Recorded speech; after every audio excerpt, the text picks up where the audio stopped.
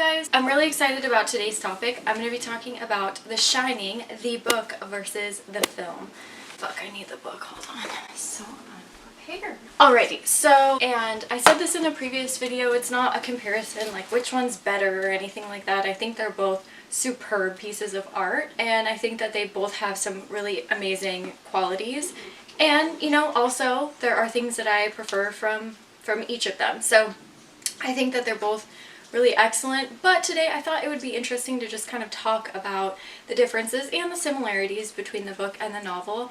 I think everybody has seen the movie, but I don't know that everybody's read the novel, and I think that they should. So if anything, it's a testament to how much you should read The Shining. So I first read this book probably in high school, many moons ago, and I started reading it again out of high school, probably in college or something, and then, but I didn't finish it, and then I just read it this month again. And it's so interesting how you can read a book at different ages, the same book at different ages, and get a complete different understanding of the text. So I remember when I read it when I was younger, I really loved the film, and the book was a complete different portrayal, especially of Jack. I think that I'm older and more mature now, hopefully, that I can understand the book a little bit more. So the difference between the film and the book, they're immense. I mean, they're two completely different stories. So the Jack in the movie is just crazy. Like the opening scene, you're like, this guy's nuts, right? But the book isn't really like that. He's a normal human. He has a career. He has a past. He has a job, a family. He has, you know, a life, struggles, demons, just like all of us do. And what's so heartbreaking about the book is seeing an individual whom we get to know throughout as, you know, a somewhat normal human being with struggles and addiction and, you know, pain from his past really fall apart. And so it truly is a heartbreaking story. So basically I just wanted to kind of break down the story of the Shining book, and I wanted to kind of talk about the themes and some symbolism in there, and basically just urge everybody to go and read it, even if you've already read it, because I think you'll get a different feel for it this time around, as I always do. But anyways, let's get into it. So there's a lot of themes weaved throughout. There's obviously the theme of a broken family. There's definitely themes of violence. There's themes of rough childhood and going through, you know, horrible things as a child on both Wendy's side and Jack's side, and then also, you know, of course through Danny as well. So the isolation is interesting because one big difference in the book and the film is that in the book, the family, the Torrance family, they experience the paranormal as a family. They all see things, they all hear things. And what's interesting about that is you would think that that would bring them closer together, but instead it kind of separates them further, and especially separates Danny and Wendy into one category and Jack into another, because, well, one, Wendy and Danny are more accepting of what's happening, and I think that's part of the reason that they're able to maintain their sanity throughout, whereas Jack's very like, nope, didn't happen, you know, and he slowly just kind of gets absorbed into the hotel without just coming to the understanding that, like, no, there's something else going on here, and it's definitely paranormal. So it's interesting in that sense. And also Danny and Jack are a lot alike as well, where they're both curious. They both, you know, wander into room 217. They both want to know the history of the hotel. So they're similar in that sense. So perhaps it's Wendy's lack of curiosity that keeps her safe from the hotel, whereas in the movie, it's kind of just Jack and Danny and nobody's talking about it, and that kind of increases the isolation between the family. Isolation also is obvious in the fact that they're actually isolated in the hotel as well. So isolation is a huge one. Also with Danny, like, his gift is a way for him to get closer to his family, where he can like read their mind and get to understand their feelings. But it also leads to isolation because it doesn't enable him to ask questions like he wants to. It doesn't enable him to say what each of his parents are thinking because he doesn't want to start fights. He does, you know, he wants to keep the peace. So it definitely creates a barrier between Danny and his parents as well. So there is quite a bit of isolation as a theme just weaved throughout. Another theme is jealousy. So it's really interesting, but you know, Wendy has these like weird tings of jealousy throughout where she sees Danny and Jack being so close and it kind of hurts her in a way. And that's another interesting thing, difference too in the novel and the book, is that there's always kind of a weird divide between Jack and Danny in the movie. And I really enjoyed that in the film. But reading this book, I can see why it's even more heartbreaking having them have this like really close relationship and then having, you know, obviously what happens happen. Lack of communication, I think, is also a big one. But anyway, so those are like the main themes that I can think of. And also abuse. Did I talk about abuse? Maybe, but abuse, you know, being abused at a young age, physically, mentally abused, and then, you know, perpetuating the cycle of abuse as well. So another thing that I wanted to talk about were symbols throughout. So most of these, like, I don't want to give too much away in the book just in case people haven't read it, but also I think that there are some things in here that would give some things away. Again, this book is like 800 pages. Yeah, it's like 700 pages. So even if I told you every single part that I remember from the book, I really wouldn't be spoiling the book for you. But I do just want to forewarn you that there are some things in here that would kind of give away certain parts. Hopefully I don't ruin it, is I guess what I'm trying to say. So one piece of symbolism that I thought was interesting was the fire extinguisher. So Danny and Jack both have experiences with the fire extinguisher, and this, I think, just increases our ability to understand what's going on in the character's head. So for one thing, what is a fire extinguisher? It's, you know, it's a symbol of safety. It's a symbol of security. It's supposed to protect you if something happens. And Jack sees this and he sees it moving and he automatically is just like, nope, I'm crazy, didn't happen, and moves on.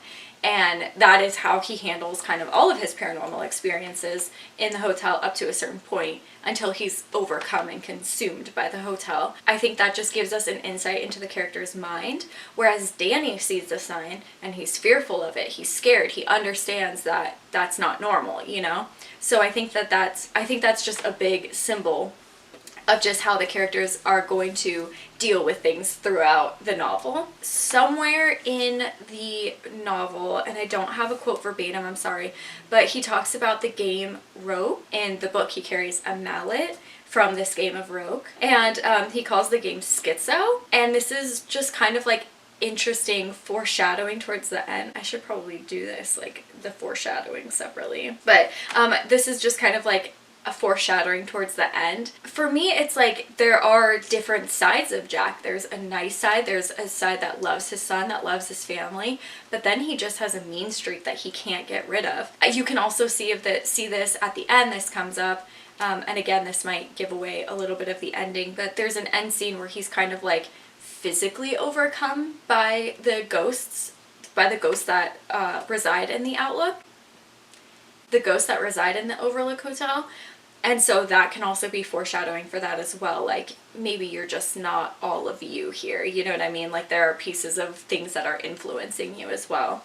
Another big symbols, I think, again, are like the timer, the beeping of the timer, the boiler. So the boiler is a huge one, you know, because it's like Jack. It builds pressure, and without letting off steam, it obviously doesn't end well.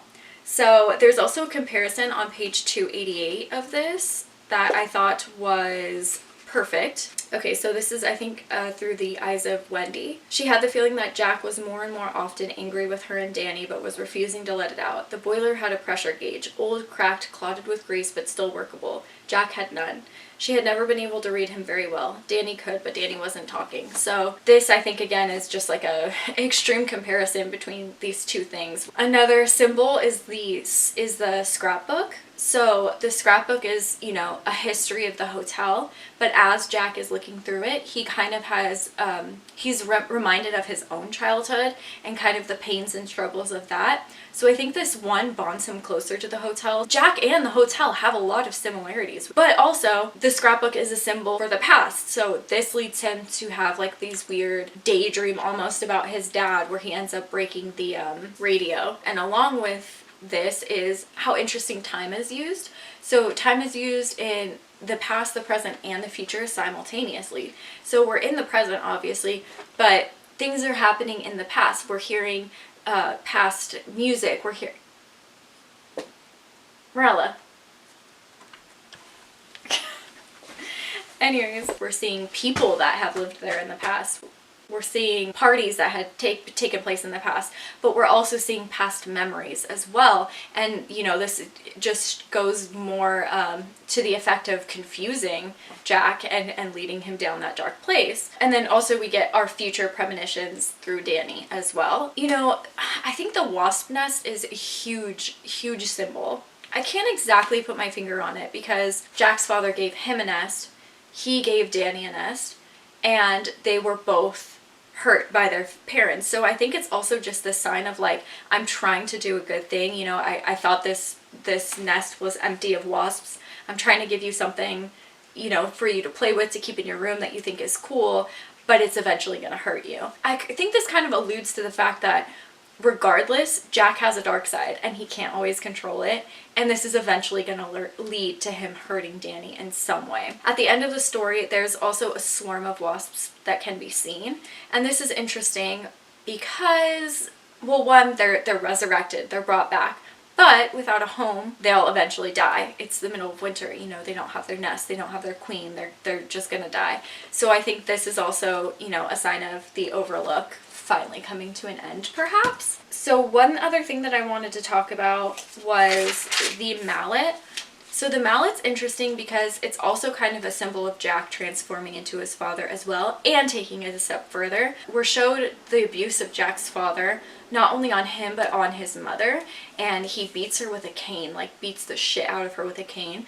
And eventually Jack takes the mallet and goes towards his family. So I think this is also another symbol of just him being overcome by his past, him being influenced by the Overlook, and him just being consumed by that dark side of him. So another thing I wanted to talk about the mallet was that towards the end, Jack turns the mallet on himself. God, this is one of my favorite parts of the book, but I don't want to say too much about it. He's trying to like demask himself and show Danny what he really is, because at this point Danny realizes, that's not my dad, you're a lunatic. He does this, but instead he kind of transforms into all of the ghosts that the Overlook has taken in throughout the years. So that's super interesting.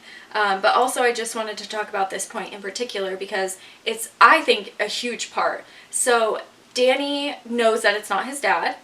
He kind of stands up to the beast for the first time, and in doing so stands up to his father, right? Which is something that Jack nor Danny have ever done. So this in itself could be like the breaking point, and it is, because you get to see a flash of Jack one more time, and Jack says that he loves Danny and to run, and then he fades into oblivion, and we're told through Danny that Jack forgot about the boiler. And the reason Jack knows this, or Danny knows this, is because, you know, obviously he uses his abilities to read Jack's mind. But if Jack's thinking about the boiler, and perhaps I'm reading this just in an optimistic light, and that's the amazing thing about literature, is because it is so subjective and everybody can read it in a different light. So if you got a completely different reading from this, that's great. But my interpretation was that Jack didn't forget, and that it was his one last chance to save his family. There's a heartbreaking sentence in the story that says something along the lines of Jack saying, you know, I failed as a dad, I failed as a husband, I failed at my career, and I even failed at being a drunk. I couldn't even stay drunk, you know? And so for me, this is like his final moment of redemption, where he is able to become the father that he always wanted. You know, he has these voices inside his head telling him to murder his family, and he does get overcome by them, but there's a little bit left of him that saves them. Whether that was an intention of Mr. King or not, I don't know, but that is how I read it. I also wanted to discuss the difference of the ending of the film and the movie. The book ends with fire and the movie ends with ice, and I thought this was really interesting, and I tried to read more into it. And what I was thinking was, the fire not only is a way for the family to escape the Overlook, but also a way to enable anybody from coming back and getting burned. Whereas the ice, we get this, I don't know, you know when you're frozen, sometimes you can come back to life, or even like animals, they freeze, or lakes, like fish in water, they'll freeze throughout the winter and then they'll thaw and they'll be in a sense reborn again. so that's kind of where I got it, because Kubrick actually had stated in an interview that the ending is Jack is reincarnated from the individual in the portrait from like the 1920s or the 1940s or whatever it says at the end, where it zooms in on that picture really slow and it ends and you're like, what the fuck? Kubrick has said that, you know, the ghosts that haunt the Overlook are just individuals that are reincarnated, and you know, the Outlook calls to them and they end up back perpetuating that same cycle of violence. And so the ice in a way for me was like that idea of reincarnation and being able to be brought back. And I just thought, wow, what a brilliant opposition. I really hope this video isn't like 20 minutes long, but I definitely wanted to talk about this because I see a lot of people talking about the movie and saying, like that one scene with I'll put a picture, the dog with the man in the room, and then also with like the woman in 217 and things like that. I hear a lot of people saying like, oh, it's so random, this random dog just shows up. And I just wanted to say, I think that these little bits were added in to pay homage to King's novel. So one of them is the dog man, the man dressed up as a dog. So this is in the book as well. Where Jack says, little pigs, let me come in. That always seemed kind of random to me because I didn't remember that part in the novel, and then when I read it this time, I'm like, oh, okay, that's actually what that dog man says to Jack. So he's kind of like a symbol of the Overlook growing stronger as the days progress, because he's, you know, a literal manifestation of a man, whereas before they just kind of like heard things and saw things, and now like people are being projected. The girl in the tub in room 217, the woman, so there's like a lot of information about her in the book. And then the conversations with the bartender, there are direct quotes just taken straight out of the book, so I thought that was really awesome. Yeah, I think I'm gonna leave it at that. Basically, I don't know, I guess I had a lot of things that I wanted to, what's the English for this, express when I was reading the book, and I just got such a different reading of it than I did last time that I read it. So I just want to talk to you guys about it because I'm just really thankful that I have a group of people that love horror like I do and want to talk about it and talk about books and films and movies and all that. So thank you. Let me know down below your interpretations of the movie versus the book, and what you liked, what you didn't like, whatever you guys want to talk about. See you later. Bye!